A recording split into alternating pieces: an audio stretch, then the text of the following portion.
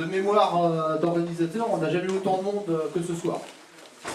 Et doublement content parce que ceux qui ont assisté au match ont pu le découvrir. Nos U17, contre toute attente, viennent d'être champions. Champion U17 des deux, 11e victoire d'affilée. Jérôme Olivier est par là.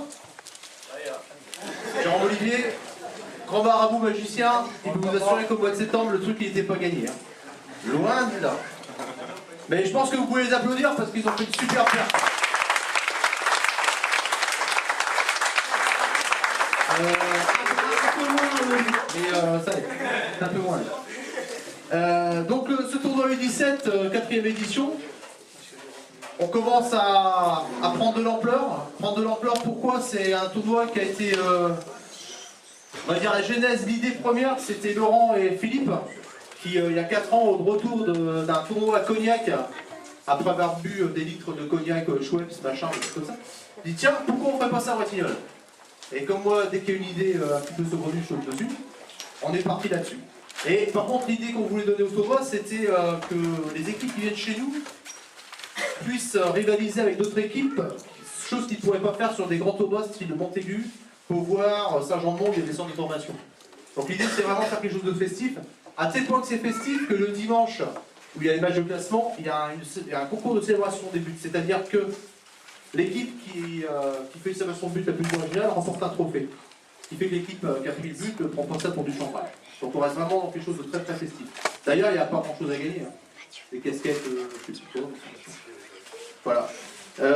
Chose aussi très importante, c'est que ce tournoi, sans les partenaires, il ne peut pas avoir lieu. Au premier rang, je remercie la municipalité. Je sais qu'il y a quelques représentants présents ce soir, et je vous remercie. Sans eux, ça serait impossible. On ne pourrait pas le réaliser. Ensuite, les partenaires principaux, notamment les commerçants et les artisans de Bretignolles, on sait qu'ils sont ultra sollicités par n'importe quelle association. On les remercie quand même de nous donner un coup de main là-dessus et ça nous permet de mettre des choses en place. Donc voilà un petit peu pour tout ça. Je vais laisser la parole. Alors, je présente un petit peu tout le monde, ceux qui ne connaissent pas, hein, ceux qui découvrent un peu le club. Il y a une commission tournoi qui est mise en place depuis 3 ans maintenant, qui commence à travailler depuis fin août, non, toi fin août, toi, parce que tu as du jour tard. Mais début août. Début août, vous voyez, on est fin mai. Bon, ça fait quand même 10 mois de boulot total. C'est pas simple. Donc Laurent Chalou, ceux qui ne connaissent pas, l'homme à la chemise de carreau, magnifique.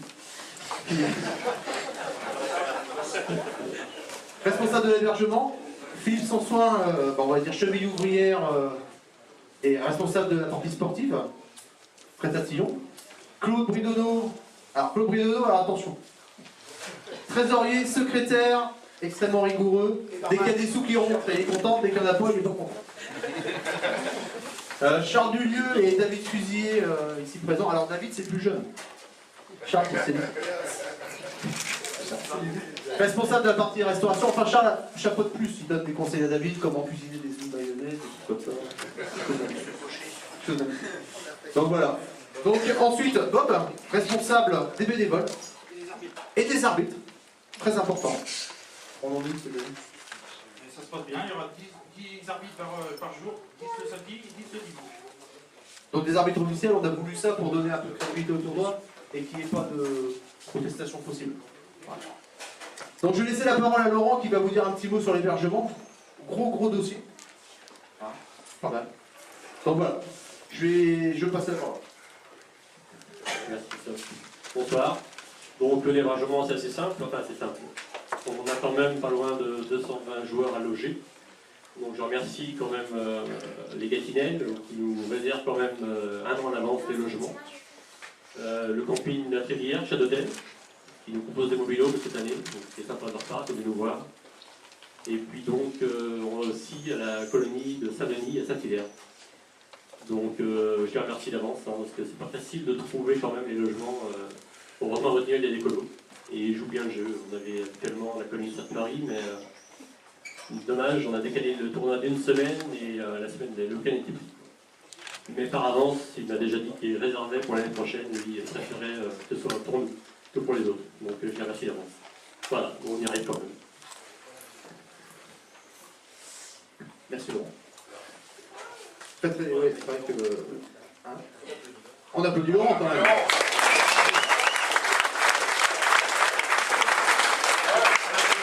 Ensuite, pour la partie restauration, j'ai passé le micro à Charles, qui, avec sa mémoire d'éléphant, magnifique. On est des enfants. Donc pour la partie restauration, Charles, nombre de repas servis sur un week-end. On va essayer. Bonjour messieurs, dames. Donc pour cette manifestation, on a 1550 repas à faire tourner entre le vendredi, le samedi et le dimanche midi. Donc je suis entouré naturellement de bénévoles et de gens efficaces surtout. David, forcément, lui cette année va prendre un petit peu le relais, parce que les années prochaines, ce sera probablement lui qui va me remplacer. Il faut bien à un moment donné rajeunir le personnel. Merci quand même.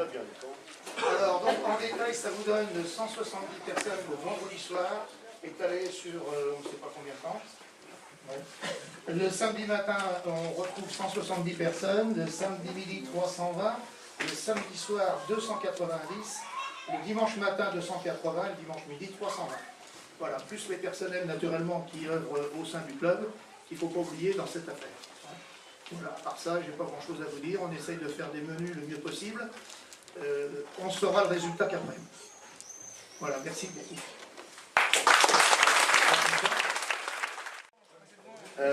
Donc maintenant la partie sportive, Philippe, le déroulement du week-end, si tu te rappelles.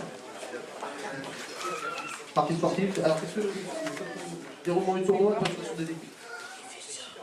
Je sais. Alors, donc le tournoi, il l'a bien résumé, ça fait 4 ans que ça tourne maintenant, enfin 3 ans et puis plus cette année. On est parti sur une idée de tournoi où il faut que les gamins, même s'ils ont 7-17 ans, il faut qu'ils jouent beaucoup. C'est une fin de saison, il faut que ce soit festif. C'est généralement pour eux la dernière année qu'ils jouent tous ensemble, puisque derrière après passe senior ou U19. On a voulu quelque chose de... on s'est rendu compte que les tournois qu'on faisait nous, quand on les emmenait, ils ne jouent pas beaucoup de matchs dans la journée et c'est un peu rébarbatif. Là, l'idée, elle est différente, elle est qu'on va les faire jouer beaucoup. Alors, il y a un délai légal de temps pour les faire jouer, donc on est juste à la limite. Le tournoi se déroulera d'une façon, on va vous faire voir. Il y a 16 équipes, donc qui viennent de partout en France. Et cette année, c'est la petite surprise à l'étranger aussi. On fait 2 poules de 8. C'est-à-dire que les gamins vont jouer 7 matchs dans la journée. Alors c'est des matchs de 14 minutes, c'est le délai maximum qu'on puisse faire. On les fait jouer. Le samedi, généralement, c'est un mini-championnat. Enfin, c'est un mini-championnat. Ça se passe très très bien. Il y a de la compétition, puisque cette année, on a des équipes qui jouent au niveau nation. Ils font 7 matchs le samedi. Le dimanche matin, il y a une refonte des championnats. Il y a un classement, évidemment, samedi soir. Les 2 premiers de chaque groupe jouent contre les 3-4 de l'autre. Ils font 3 matchs le dimanche matin parce que c'est plus compliqué. Il y a eu la nuit qui était généralement très courte. Il y a eu, pour les organisateurs, oui, Baptiste aussi. Baptiste arrive toujours en retard. Pour les enfants aussi, c'est fatigant. Donc ils refont 3 matchs le dimanche matin. Et le dimanche après-midi, il y a un match de classement. Celui qui finit premier le dimanche matin joue contre le premier de groupe et joue la finale, évidemment. On a mis un point d'orgue à ce que les équipes qui viennent de très loin puissent repartir très tôt. Alors on a la chance que le lundi soit férié, mais généralement le lundi il y a école, il y a boulot. Donc 16h, le tournoi est terminé. C'est vraiment, on met un point d'orgue là-dessus et on s'y tient pour que ce soit terminé pour 16h. Donc voilà pour la partie sportive. Les règles du foot. Un apéro avec Manu.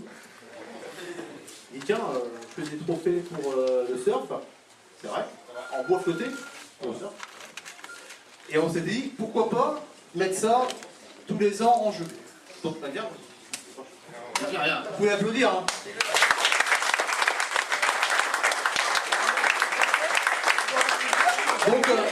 Donc nous allons dévoiler le trophée Kevin Jean en jeu pour l'année 2014. Voilà. Donc là. On voit. Ah, putain. Oh.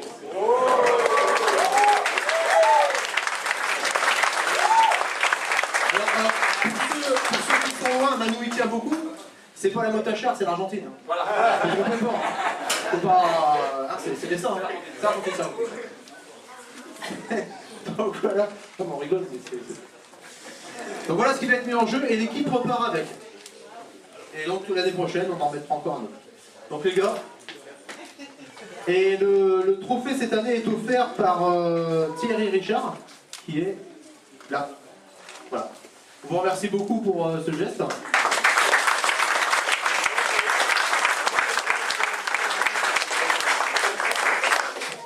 Donc voilà avec les partenaires. Alors maintenant nous allons procéder, donc vous avez vu comment ça va se passer, au tirage au sort. Donc Philippe a eu cette idée-là, un dimanche il m'appelle, il me fait est-ce que tu as des œufs de jeux Kinder? Super, t'en fous combien? 30, génial. Donc Philippe pendant 15 jours a mangé des œufs Kinder. Il y a une promotion à Nico. Donc alors pour le tirage au sort, je vais appeler le capitaine de U17, Théo Métier. Viens, Théo. Le coach de U17, Jérôme Olivier.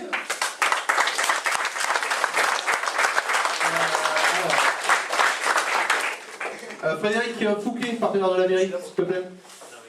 C'était pas prévu, hein, t'as vu, et Liliane, dernier, on voulait une présence féminine pour...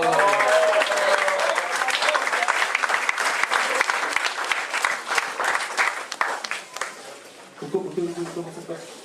Comment ça se passe? Parce que ça se passe bien, c'est fini. Ah voilà, je passe à Philippe qui a mis ça au point de longues journées. C'est lui aussi, hein. Il a fait des tirages fictifs tout seul. Donc je passe au micro et puis en avant également. Donc, je vais vous expliquer comment ça se passe. On a arrêté les championnats au week-end dernier. On a fait 4 groupes. Alors, pour ne pas déséquilibrer les groupes, on fait des têtes de série. Ceux qui suivent les tirages au sort de Coupe du Monde doivent s'en rendre compte. On a mis les 4 premières équipes, c'est les 4 plus grosses. Donc, Orvaux, Orléans, Coulennes et La Roche. Groupe 2, évidemment, on descend ainsi de suite jusqu'à Bretignolles. On va faire un tirage au sort alterné, c'est-à-dire qu'on va tirer 2 fois le groupe 1. Il y en a un qui ira dans le pot du groupe A, une fois dans le pot du groupe B, et ainsi de suite. Le groupe 2, ainsi de suite. Il y aura une incertitude, évidemment, puisque je vous ai dit tout à l'heure qu'on avait le MC Annaba et Orléans qui ne sont pas sûrs de venir. S'ils sont dans le même groupe, on inversera. C'est-à-dire que si on tombe Annaba et Orléans dans le groupe A, il y en a un forcément qui ira dans le groupe 2. Sinon ça fera un groupe de 8 et un groupe de 6. Voilà, c'est tout ce qu'il y a à dire. Donc on va commencer par le groupe A. Liliane, une heureuse. Innocent. Ah, c'est chiant, ouais. Facile à manger. US Orléans. Alors l'US Orléans, dans le groupe A. David a l'impression qu'on vient de mettre dedans.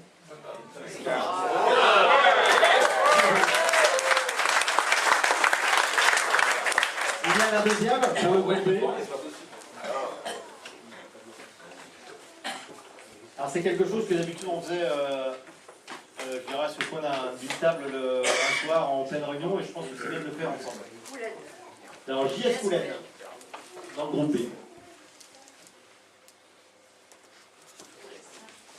Jérôme, sois bon, ça changera. Vous pouvez brasser, hein. Real Madrid. Chalon. Chalon.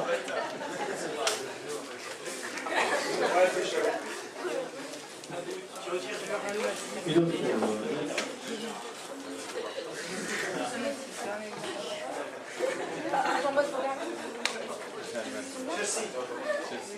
Chelsea. FC Bayeux. FC Bayeux.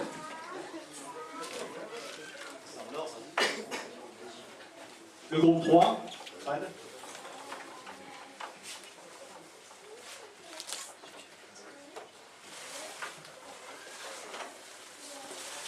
Quimper. Quimper. Groupement de jeunes Quimper.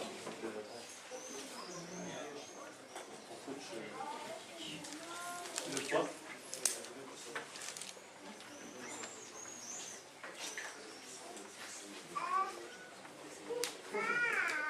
MC à là-bas. Alors la MC là-bas sera dans le groupe 2, c'est impeccable, c'est très très bien. Voilà, donc il peut être d'accord, donc ce sera impeccable. Tout est calculé. Bien beau geste. Allez, vas-y.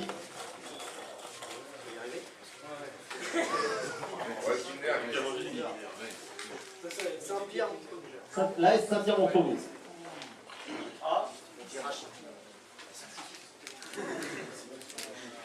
Un deuxième.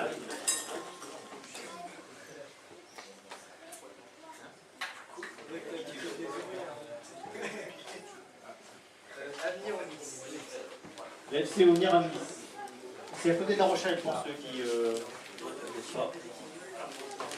Alors on va reprendre sur le groupe 1 avec Liliane, la deuxième tête de série dans le groupe A, qui sera avec Orléans. La Roche. Donc on aura La Roche. Merci Jérôme. Voilà. Un deuxième, s'il te plaît. Non, ça sera Liliane. C'est évidemment de sortir normalement hors beau.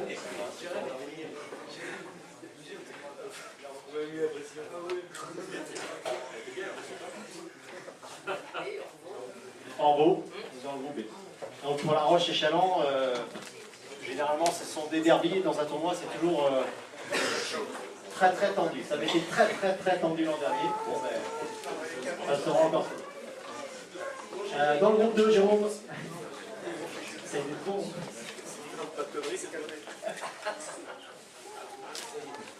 Entendre Boischaud. L'entente Boischaud, la DRH. Normalement, ça doit être arrivé. Des chances.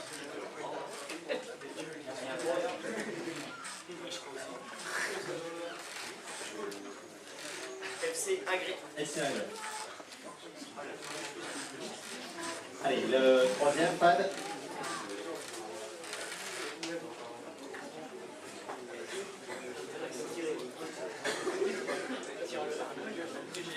La Ligue UGL.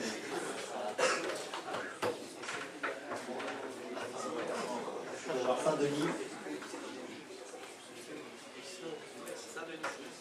Saint-Denis.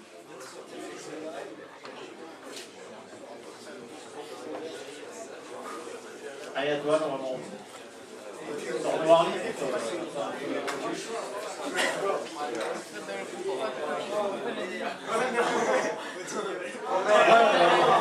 Continue le Coex avec donc. Et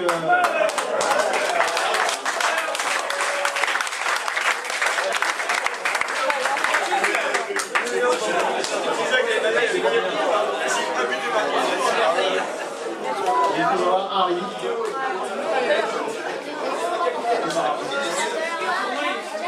Voilà, donc vous avez le tirage au sort.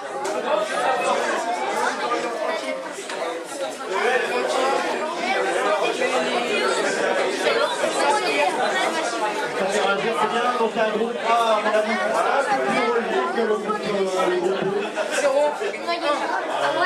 À moins qu'ils aiment de bien s'en sortir. Alors pour information, vous pouvez retrouver sur le site internet du club, alors tournoi national du 17.com, tout ça. Vous pourrez retrouver dès demain les horaires des matchs. Tout sera affiché avec les groupes maintenant, évidemment. Et vous pourrez retrouver ça dès demain après-midi. Voilà. C'est tout évident. Tout est calculé, c'est super. Ça se passe bien. Ouais, je vois. Ouais, donc, pardon. Ah ben vous pouvez vous dire Philippe parce que...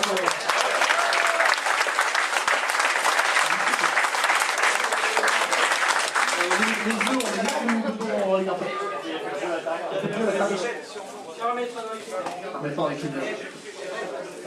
donc, ce qu'on peut constater, c'est que les gars, allez, U17, je suis là. Donc, super tirage. L'objectif, c'est pas de finir dernier quand même.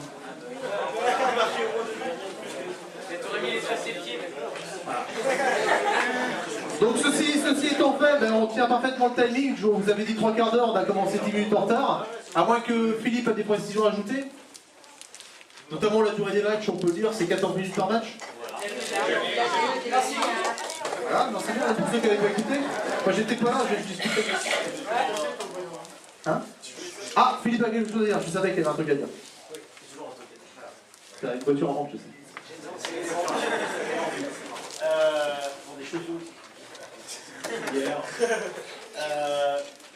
Je tiens à ce que c'est vraiment, on a fait une marque de fabrique du tournoi, et que ça se passe bien, que ce soit festif. On a vu il y a 2 ans une équipe à l'époque c'était l'enfant de Brême-Bretignolles, qui n'était pas forcément très bien comportés, on les avait recadrés, et l'année dernière ils ont été, je dirais, irréprochables. Quand on reçoit des équipes qui viennent d'autant plus de loin, il faut que nous soyons irréprochables. Au niveau de l'organisation, on essaie de tout faire pour l'être. On ne le dit pas tout le temps, mais on essaie de tout faire pour l'être. J'espère que les 17 de chez nous le seront. J'y crois, mais on a vu ce qu'ils ont fait. Il a dit Niki avec Jérôme. J'espère qu'ils sont. C'est vraiment un point d'ordre. On met un point d'ordre là-dessus pour que ça se passe bien. Et pour que ce soit festif. Il y a une partie compétition, mais tout le monde ne joue pas à la compétition. Il y a quelques équipes qui jouent aussi pour s'amuser. Et j'espère que nos jeunes se tiendront bien. Enfin, j'en suis sûr de tout ça. Voilà. Merci à tous. Ah ben, on sait qui peut conclure, Non, c'est Laurent qui va conclure parce que c'est lui aussi le co-organisateur. Merci à tous, et on vous invite donc à un petit verre de l'amitié. Pour vous remercier d'être passé.